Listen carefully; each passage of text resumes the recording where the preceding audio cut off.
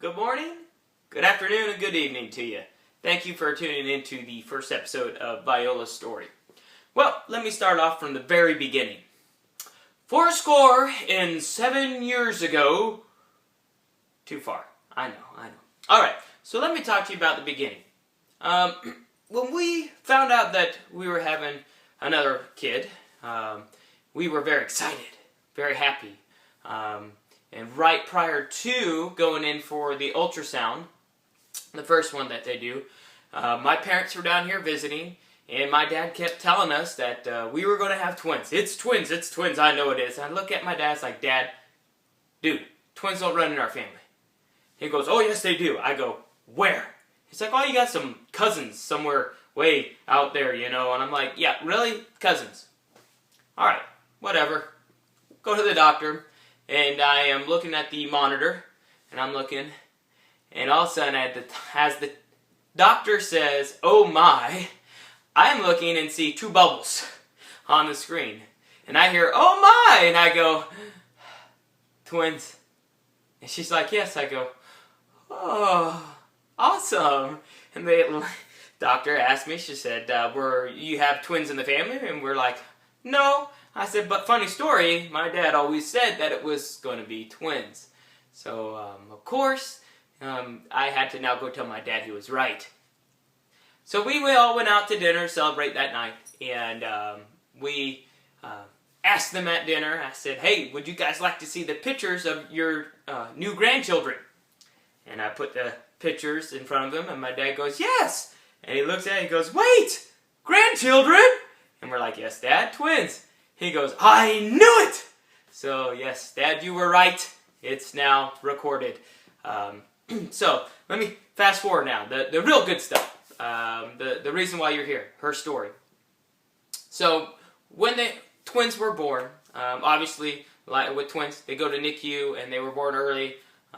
However, with our daughter, Viola, what we did not realize was that she was born with a cleft palate that needed to be repaired. Her soft palate, which is in the back, the roof of your mouth, but towards the back side, it was split kind of like a V all the way from the back up to the hard part, the hard palate. That later would have to be repaired. And we're like, all right, that's cool, no big deal. We're cool with that. Of course, the scary part was seeing your children hooked up to all the machines after they were born in a NICU. That was kind of hard, but we knew it was needed to be done. So when they were born, obviously they don't know how to drink from a bottle right away, so they had what they call an NG tube, which goes up through the nose and down through to the stomach, and everything like that. Well, in the meantime, through NICU, as you go in, they teach you, you try to work and try to get the kids to drink from the bottle. Viola never really did. She would work well with a bottle 1 or 2 days, and then just nothing. She wanted nothing to do with it. And we struggled a lot trying to get her to do something. We tried many different ways. We tried a bigger hole. We tried to put thickener in it. We tried thinning it. We tried special bottles for cleft palate babies. I think one was the pigeon. I can't remember all of them. I wish I would have recorded this a long time ago. But nothing ever seemed to work. About 4 weeks, we were able to take our son Roman home. Viola, sadly, was still there.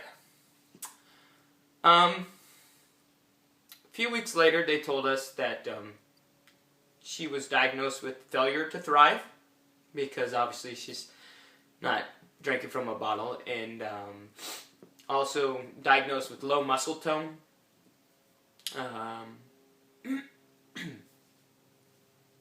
So, okay, we could do this, right? About 6 weeks, I kept going, we were done. We were ready for her to come home. The doctors didn't want her to come home. They said, you need to put in a feeding tube. You're talking about a kid who's not even 9 pounds. I said, no. I don't, she's too young, too little. I can't do that right now. I just want her home, our home. fight.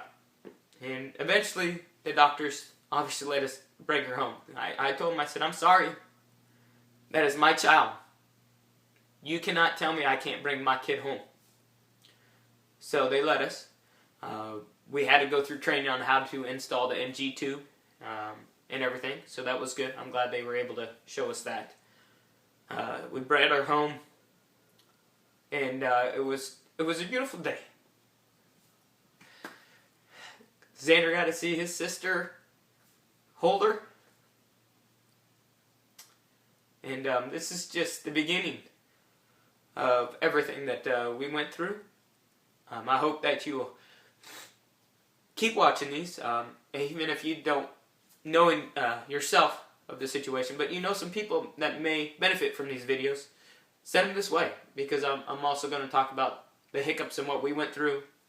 And we felt alone, but I want people to know that you're not alone, that there are other people out there that are here to help. I'm going to leave on that note. It was a great day bringing her home. I love having my family together. Oh, by the way, she's doing great. So she's still moving and running around. So come on back.